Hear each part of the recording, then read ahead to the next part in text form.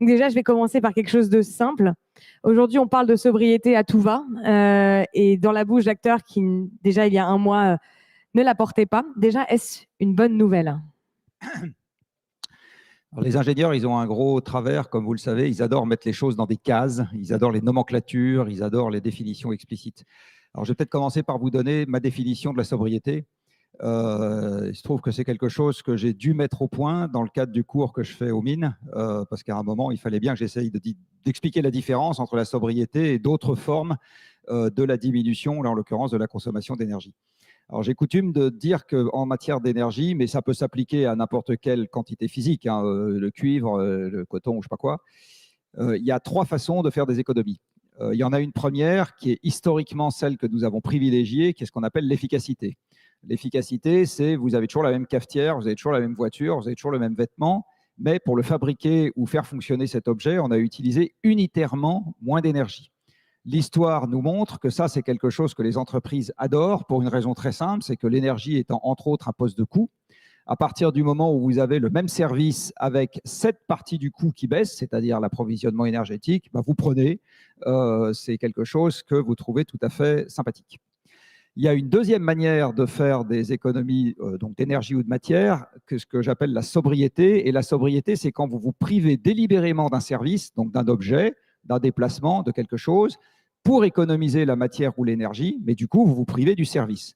Alors typiquement, vous baissez la température dans une pièce, vous vous privez d'un service qui est une température plus confortable, ou vous l'augmentez si c'est la clim.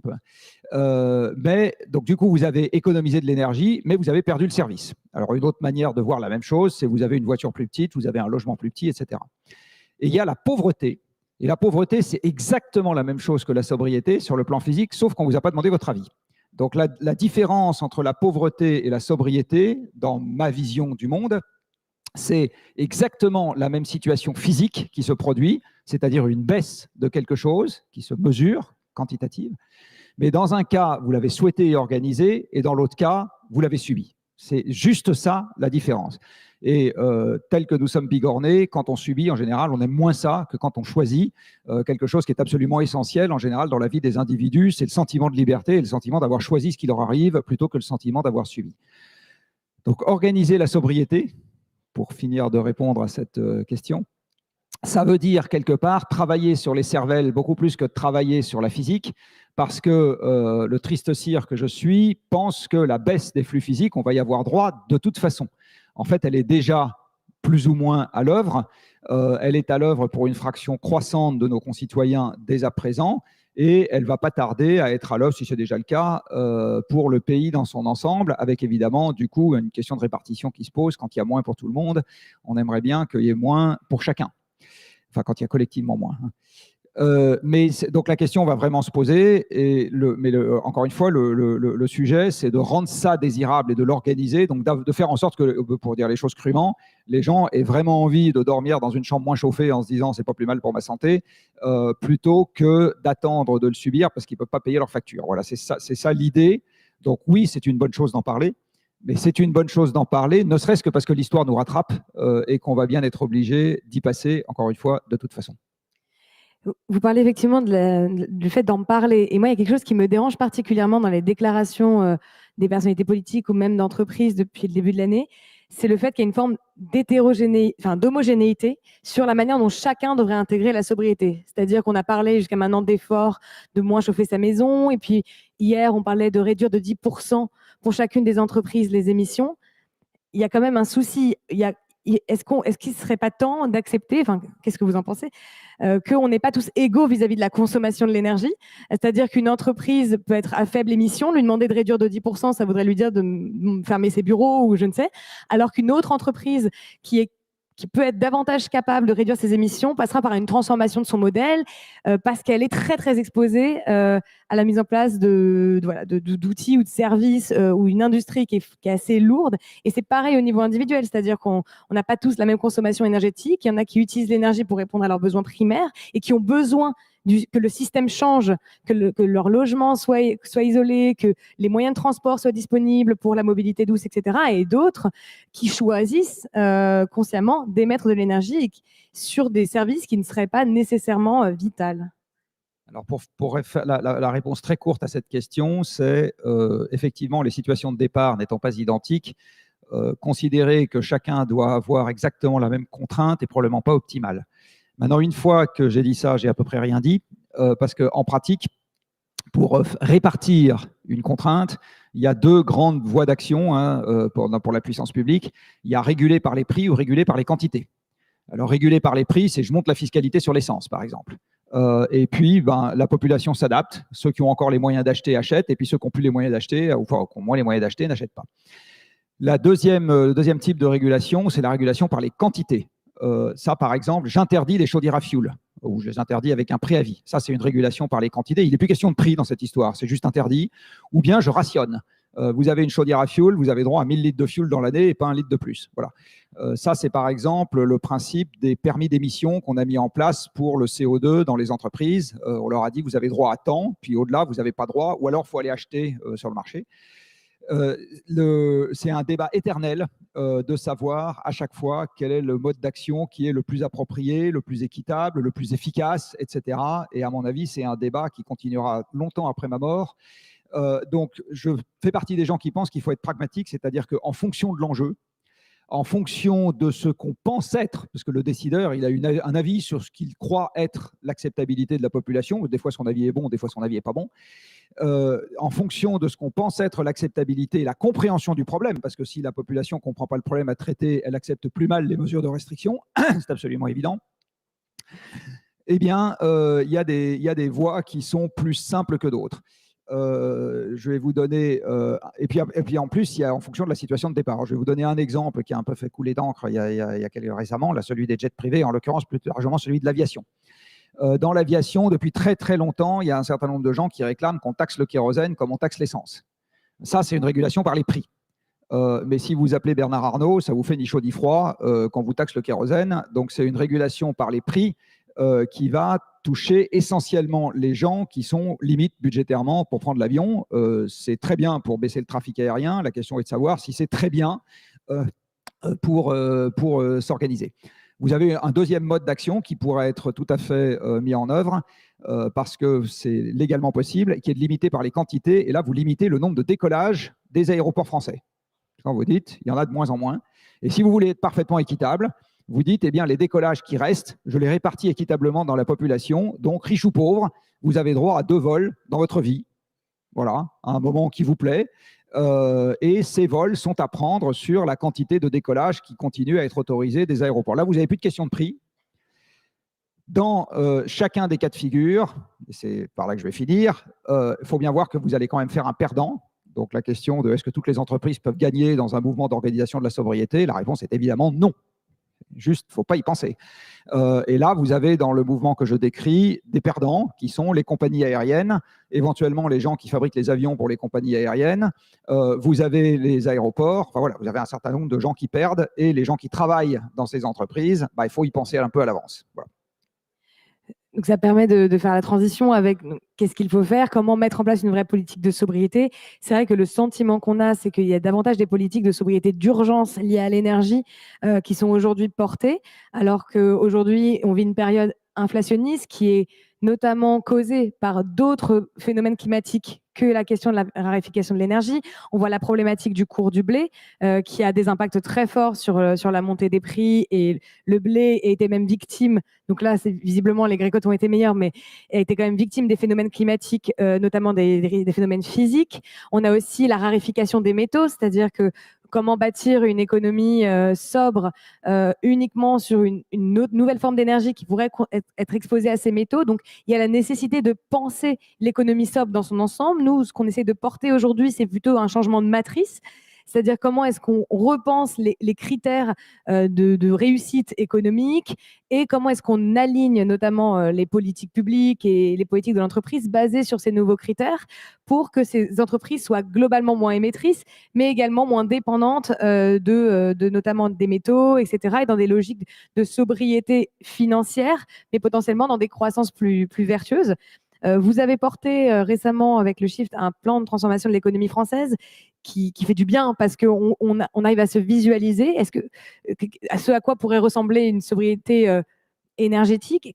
Est-ce que vous pouvez déjà nous le présenter et voilà, peut-être réagir à ces propos? Alors le plan de transformation de l'économie française est un exercice de sobriété. La sobriété d'urgence, c'est un exercice de pauvreté dans la définition que j'ai donnée tout à l'heure. C'est-à-dire qu'à ce moment-là, on n'est plus libre de nos choix.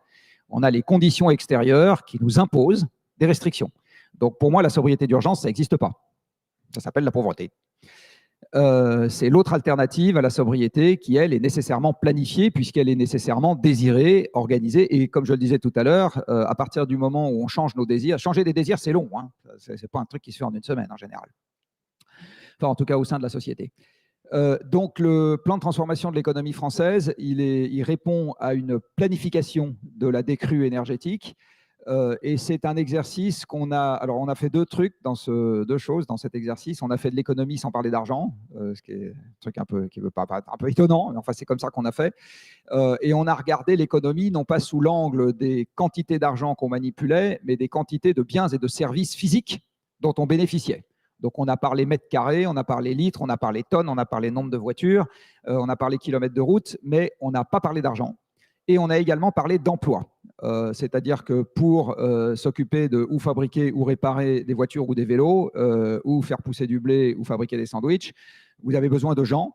Et on a regardé en fonction des déplacements d'activités, c'est-à-dire on fait moins de voitures, on entretient plus de vélos, on fait moins de blé, etc. Enfin, pas moins de blé, en l'occurrence, moins de vaches.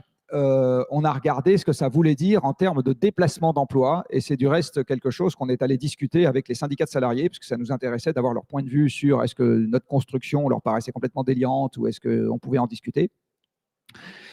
C'est ça le plan de transformation de l'économie française, sachant qu'un jour on mettra des euros derrière, mais ce n'était pas ça la priorité. C'est donc une espèce de numéro d'équilibrisme dans lequel on veut concilier de l'emploi, parce que c'est quelque chose qu'on considère comme étant important, parce que c'est un désir important, et du reste, ce n'est pas moi qui l'ai dit. Déjà, notre cher Tocqueville l'avait dit qu'en démocratie, ça serait un truc central, l'emploi. Et la baisse des flux physiques, parce que c'est bien de ça dont il s'agit, c'est la baisse des flux physiques. C'est un exercice, encore une fois, de planification. C'est quelque chose qui doit se conduire sur des échelles de temps qui sont longues. On parle de décennies, on parle même éventuellement de siècles, pour changer la forme des villes, pour changer les infrastructures de transport, pour changer les infrastructures énergétiques, pour changer le paysage agricole. On ne fait pas ça en 3 ans. Si on doit faire ça en 3 ans, là, ça s'appelle un effondrement. Voilà, enfin, un effondrement, ça s'appelle quelque chose de très brutal. Si on veut que ça se passe bien, il faut le faire sur des durées beaucoup plus longues. Et ça pose un énorme problème dans les démocraties où on a une volatilité en ce qui concerne on va dire les orientations politiques qui est quelque chose qui est un énorme problème. Vous venez de parler d'un sujet, et je vous ai entendu aussi en parler hier sur France Info, et ça m'intéresse tout particulièrement, qui est la question de est-ce que la transition écologique est-elle rentable? C'est-à-dire qu'on a nourri, pas nous, mais globalement quand même le milieu de l'entreprise à impact, etc. Et le mythe, entre guillemets, qu'on pourrait développer un financement qui serait aussi rentable que le financement classique, mais qui créerait des impacts écologiques positifs. C'est vrai que moi, personnellement, et je ne parle que pour moi, j'en reviens beaucoup, mais depuis quelques années, pour être un peu une spécialiste aussi des questions de financement. Est-ce qu'il ne faut pas aussi qu'on arrête de nourrir ce mythe et qu'on accepte de faire une passe d'une certaine manière sur une forme de rentabilité à court terme au profit d'une forme de durabilité de ce secteur financier? Et est-ce que vous avez une idée, parce que là je vous surprends un peu parce que je n'avais pas forcément dit que j'allais vous poser cette question, mais est-ce qu'il y a un enjeu aussi à soutenir aussi un financement qui est plus durable de cette transition écologique, parce qu'on ne peut pas faire l'impasse sur des acteurs financiers qui sont comme l'énergie est notre fluide aujourd'hui, comme notre sang, qui est le sang de l'économie d'une certaine manière? Alors, je vais essayer de faire une réponse un peu quantitative, à nouveau mon travers d'ingénieur. Si on veut être compatible avec une limitation du réchauffement climatique à 2 degrés, je dis bien 2 degrés, je ne parle même pas de 1,5 degrés. Et je vous rappelle qu'à 2 degrés, on a tué tous les coraux sur Terre, qu'à 2 degrés, on a probablement tué la moitié de la forêt française. Enfin bon, on n'est pas en train de parler de pécadilles. Il faut que les émissions planétaires baissent de 5% par an tous les ans. 5% par an tous les ans, c'est ce qu'on a eu l'année du Covid. À partir du moment où on baisse les émissions de 5% par an, ça veut dire qu'on baisse la consommation d'énergie fossile de 5% par an. Et compte tenu de ce qu'on peut raisonnablement imaginer sur les énergies non fossiles, c'est-à-dire renouvelables et nucléaires, ça veut dire que la quantité d'énergie tout court qu'on utilise baisse de 3 à 4% par an. Ça veut dire que le parc de machines en service dans le monde baisse de 3 à 4% par an. Ça veut dire, comme c'est les machines qui travaillent, ça veut dire que le PIB mondial baisse de 2 à 3% par an tous les ans. Une finance durable, c'est là que je voulais en venir, et donc, ou une finance compatible de 2 degrés, et donc une finance qui est compatible avec un monde dans lequel le PIB baisse de 2 à 3% par an tous les ans. Je vous pose la question, à vous, qui êtes dans cette salle, est-ce que vous pensez que c'est une finance qui fait la même taille que la finance qui s'exprime dans un monde dans lequel le PIB augmente de 2 à 3% par an tous les ans? Vous pouvez faire l'exercice de lever. Voilà, s'il y a une personne qui pense que oui, je veux bien qu'elle se lève. Qui ose? Bon, alors vous êtes très timide, vous avez compris ce que je veux dire. Ce qui veut dire que quand le monde financier prétend qu'il va dans sa globalité devenir compatible avec une évolution qui elle-même est compatible avec une limitation à 2 degrés, il vous raconte des carabistouilles. Voilà. Et il se raconte des carabistouilles pour commencer, mais c'est normal. Tous les gens qui sont dans cette salle, ils auraient beaucoup de mal, moi inclus, à accepter que leur secteur ne peut pas globalement survivre dans la transition énergétique. Tout le monde a envie de penser que son secteur peut se transformer et survivre. C'est normal, c'est quelque chose qui est très humain. Des gens qui pensent, c'est valable dans tous les secteurs, hein, le textile, les chaussures, l'aviation ou les parcs de loisirs. Les gens qui pensent l'inverse, c'est plutôt une exception que la règle. Mais il n'empêche qu'au regard des faits physiques, et je vous le dis alors même que Carbone 4 travaille dans le monde financier, le fait que le secteur dans son ensemble puisse rester de la même taille, voilà. Ce qui veut dire que tous les gros émiques du secteur ne peuvent pas devenir compatibles de 2 degrés. Ils ne peuvent juste pas, c'est juste en gardant la même taille. C'est impossible. Et c'est pour ça, excusez-moi, il y aura un moment de question juste à la fin. C'est pour ça qu'en fait, au mouvement Impact France, on ne va pas tant, je parle souvent au nom du mouvement parce que là, je pense que c'est important. Pour nous, il existe quand même un modèle d'entreprise sobre qui n'est pas juste sur la limitation de ses activités, mais sur la transformation. Parce que notamment la question de la consommation énergétique du milieu économique vient aussi des modèles qui ont été développés, notamment dans le secteur financier, vient du fait qu'on est dans une finance qui est très intermédiaire, avec beaucoup d'intermédiaires, et que vous imaginez que pour qu'un épargnant final ait accès à disons, les 2% de retour sur investissement par an ou d'intérêt, la cible, in fine, elle doit générer quand même une croissance qui, effectivement, elle, est incompatible avec ce scénario-là. Mais si on repense ce secteur, par exemple, sur la question des circuits courts, et les circuits courts, ça marche pour beaucoup de secteurs d'ailleurs, en désintermédiant, etc., et en repensant ce modèle financier, peut-être que là, on sera capable d'imaginer une finance qui est compatible. Mais ça demande une transformation radicale de la manière même dont fonctionnent les acteurs économiques. Et c'est ça, on a l'impression que ça manque de vision politique. On manque de vision politique sur ces sujets de transformation. Cette finance à 2 degrés, elle est parfaitement possible, juste elle sera beaucoup plus petite que la finance d'aujourd'hui. Tout à fait. Elle occupera moins de monde et elle gagnera moins d'argent. De toute façon, effectivement, vu qu'il y a 3/4 de la finance qui ne sert même pas à financer l'économie, j'espère que cette finance-là s'arrêtera bientôt. Alors, du coup, merci. C'est mes petits bonhommes. Ça fait plaisir de savoir qu'on a tous nos petits kiffs. Alors, donc il y a cette question effectivement de la prime au vice qui était importante, que je voulais aussi reposer. Donc, vous avez fait effectivement, vous dites l'impasse sur le secteur financier, etc. Est-ce que vous avez une vision comment faire en fait globalement, alors qu'on est dans une économie qui est interdépendante, c'est-à-dire comment on passe le cap, hein. On est dans une économie quand même qui est interdépendante, qui s'est fondée sur l'idée même du libre marché, qui par ailleurs peut avoir une forme d'autoritarisme lui-même, hein, c'est-à-dire qu'il y a certaines activités qui vont être favorisées et d'autres pas, etc. Donc ce libre marché est lui-même autoritaire, mais en tout cas c'est l'idéologie que beaucoup d'économistes libéraux qui fondent quand même 95% des personnes qui aujourd'hui conseillent les autorités politiques et les dirigeants d'entreprise pensent. Comment est-ce qu'une planification, telle que vous la présentez, qui est très juste, pourrait exister, et comment est-ce qu'on pourrait la rendre acceptable finalement dans cette économie de libre marché? C'est un vrai sujet parce que en fait, la mondialisation et la libre concurrence, pour moi, sont des enfants de l'abondance énergétique. Dans un monde en croissance, vous avez peu d'effets d'éviction. Un effet d'éviction, c'est quand vous occupez une place, ça empêche les autres de l'occuper. Alors, dans un monde en croissance, cet effet d'éviction n'existe pas.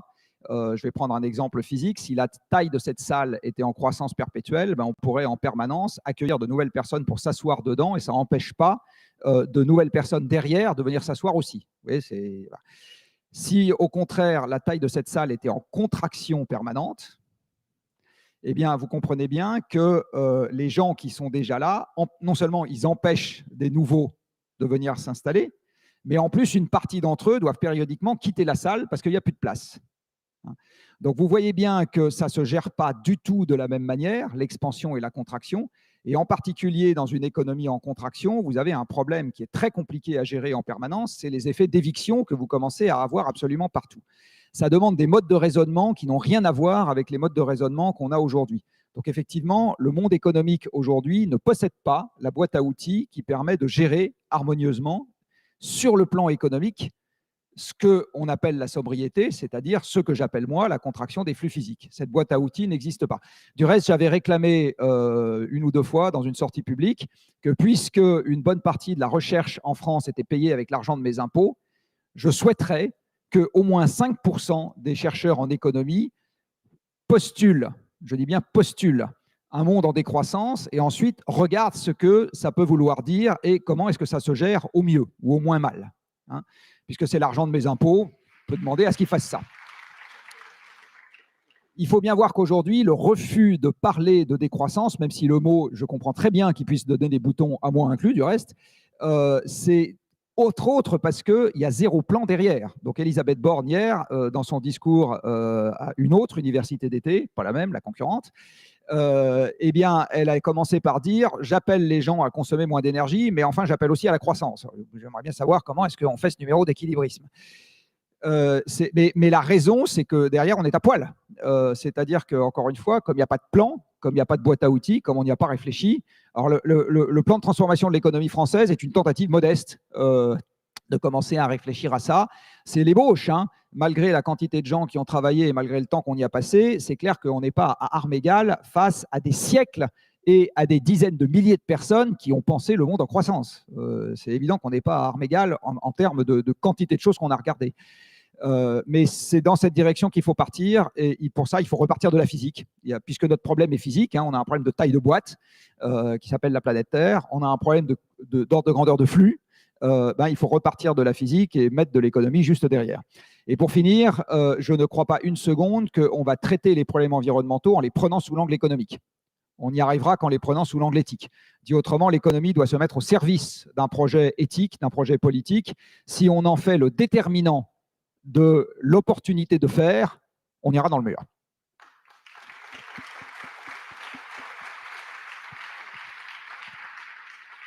C'est très juste et je pense que les personnes, en tout cas les entrepreneurs sociaux qui sont présents, partagent cette vision de l'éthique, de l'économie au service de l'éthique et non pas l'intérêt sociétal au service de l'économie.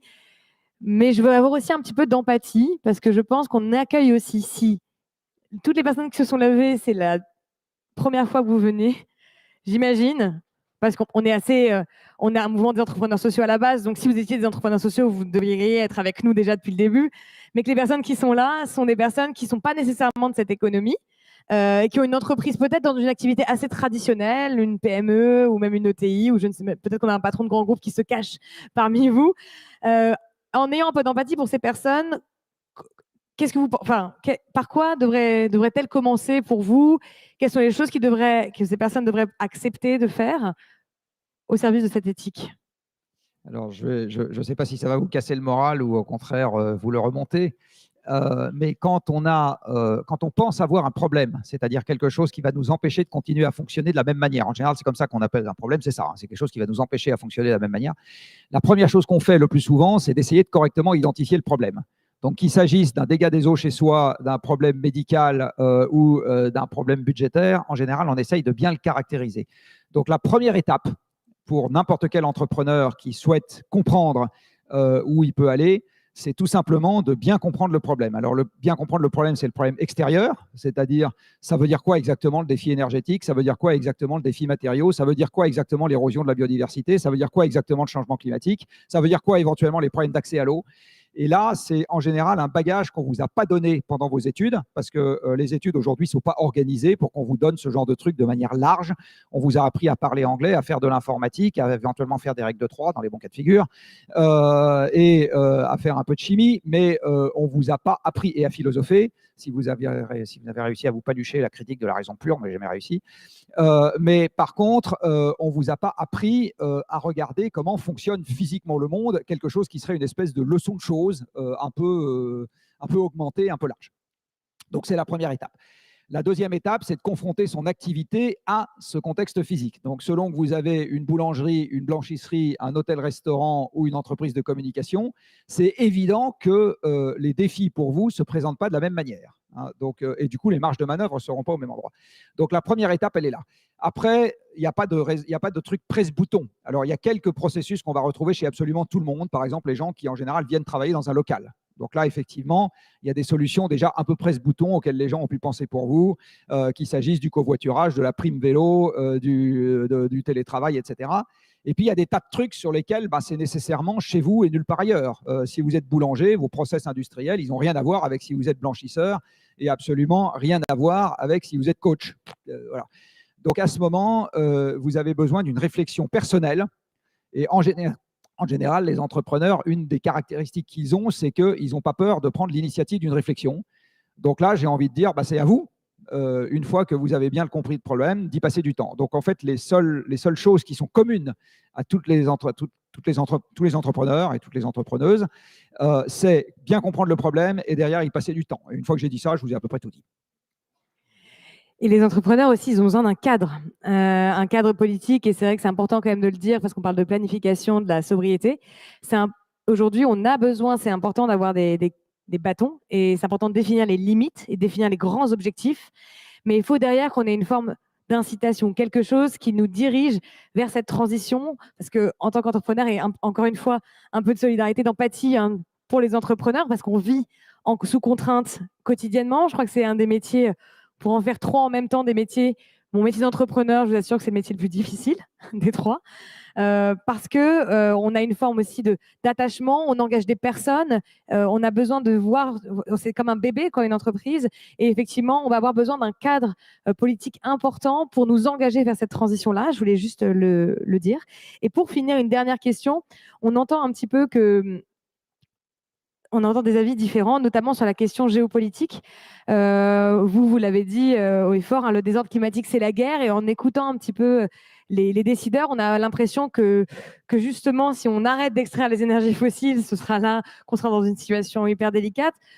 Il y a quand même cette question importante qu'on va traiter aujourd'hui, de la guerre et de la paix. Le rapport du GIEC nous le dit, il ne faut plus extraire les fossiles du sol. Pourtant, on continue, des entreprises françaises continuent à extraire les fossiles, à notamment détruire une partie énorme de la biodiversité de certains pays comme l'Ouganda et la Tanzanie, par exemple, sans vouloir faire référence à un projet qui me tient particulièrement à cœur, qui est, by the way, le projet ICOP. Je pense que c'est important aussi parce que là, on est dans des discours. Il y a des gens qui vivent une réalité dégueulasse de la transition énergétique et du néocolonialisme de l'économie aujourd'hui. On a effectivement un pipeline depuis 4000 km qui est en train de se créer avec la destruction de la biodiversité ougandaise africaine dans des pays dans lesquels en fait, la question de la biodiversité, de l'agriculture et notamment du tourisme sont la base de leur économie. On parle d'une économie différente, et c'est notamment cette économie de l'agriculture, cette économie du tourisme. Et on est en train de détruire cette économie-là au service d'intérêts pétroliers qui vont durer que quelques années, et d'ailleurs qui ne sont même pas les nôtres, soit dit en passant. J'aimerais avoir votre avis. C'est les nôtres, malheureusement. Alors, les nôtres d'un point de vue de l'entreprise, mais là, en tout cas, sur ce projet-là, ce serait la Chine. Mais non, tous les badges que les gens portent dans cette salle, il y a des fibres synthétiques dedans. Les fibres synthétiques, c'est du pétrole. Vous êtes assis sur, je ne sais pas si c'est du cuir ou du plastique. C'est du plastique, ouais. C'est du plastique, c'est du pétrole. Donc, on est tous dedans. Il faut bien comprendre que la mondialisation, on est dedans. Les deux présentatrices tout à l'heure avaient du vernis à ongles. Le vernis à ongles, c'est du pétrole. Donc, on est tous dedans jusqu'au bout des ongles. Jusqu'au bout des ongles. J'ai pas entendu, je suis désolée. Non, mais c'est une réalité. On est tous dedans jusqu'au bout des ongles. Tous les gens qui ont mangé ce matin, je ne sais pas s'il y en a quelques-uns qui n'ont pas mangé ce matin, vous avez mangé des produits qui ont été cultivés avec des tracteurs qui fonctionnent au pétrole et qui ont été fertilisés avec des engrais qui sont fabriqués avec du gaz. Donc, on est tous dedans jusqu'au cou. jusqu'aux ongles, jusqu'aux cheveux, jusque là où vous voulez, quoi. Et jusqu'aux orteils. Et donc, l'idée qu'on peut s'extraire de la mondialisation parce qu'il y a des caractéristiques de la mondialisation qui nous déplaisent, ça peut être un vœu. Aujourd'hui, ce n'est pas une réalité. Ce n'est pas une réalité aujourd'hui, il faut bien comprendre ça. Et l'autre chose qu'il faut bien comprendre, c'est qu'un monde dans lequel on s'extrait de la mondialisation, en France, vous n'avez plus un gramme de fer, vous n'avez plus un gramme de cuivre, vous n'avez plus un gramme de plomb, vous n'avez plus un gramme de nickel, vous n'avez plus un gramme d'étain, vous n'avez plus un gramme d'aluminium, vous n'avez plus un gramme de pétrole, vous n'avez plus un gramme de charbon. Enfin, il faut bien comprendre ça. Donc, on a du bois, pas beaucoup. Donc, on se retrouve avec des sabots et de la paille. Je suis volontairement un peu cash, mais c'est pour vous faire comprendre qu'aujourd'hui, l'économie mondiale est tellement imbriquée que la démondialisation et la désimbrication des chaînes de valeur, ça va être un travail absolument titanesque. Et c'est quelque chose qui ne nous laissera pas avec les 100 millions de références que vous pouvez aujourd'hui acheter sur un site de commerce en ligne. Ça ne nous laissera pas avec ça. C'est juste impossible. Et le faire comprendre, non seulement le faire comprendre, c'est ce que j'évoquais tout à l'heure pour les entrepreneurs, non seulement le faire comprendre, mais le faire accepter et mieux encore le faire désirer par une partie de la population significative tant que nous sommes en démocratie, c'est un travail de titan. Il faut bien comprendre que c'est un travail de titan et c'est un pari qui n'est pas du tout assuré. Voilà, c'est un travail de titan. Je voudrais également rebondir sur le lien entre l'entrepreneur et le politique. En démocratie, la démocratie est un système remontant. Donc, pensez qu'en démocratie, sauf exception et sauf crise grave, on va avoir un visionnaire qui va nous emmener vers un avenir radieux. Il faut sortir cette idée de la tête, ça n'arrive pas. Ce que nous avons au mieux, c'est quelqu'un qui s'inspire correctement des bonnes idées du moment. Mais on n'a pas mieux que ça. Ce qui veut dire qu'en démocratie, on est obligé d'avoir des initiatives intelligentes qui sont prises avant que le cadre ne soit favorable pour ça. D'accord ? La manière dont ça s'articule en démocratie, c'est que d'abord, vous avez des pionniers, puis ces pionniers font progressivement école, c'est-à-dire que ce qu'ils font paraît intelligent et intelligible à une partie croissante de leurs concitoyens qui ont envie de les imiter. Et quand il commence à y avoir une masse critique, seulement et à ce moment, vous avez le politique qui commence à s'en emparer, parce que le politique en démocratie répond au rapport de force, il ne répond pas à l'intelligence. Tous ceux qui en ont fréquenté dans cette salle le savent très bien. Donc, vous avez... Donc, il ne faut pas avoir peur d'oser. Et il ne faut pas dire « je n'oserai qu'une fois que le cadre favorable sera là ». Malheureusement, il y a un petit côté parcours du combattant dans les gens qui sont convaincus, qui doivent nécessairement s'engager et essayer de faire école avant que tous les voyants soient ouverts. Voilà, il faut faire avec.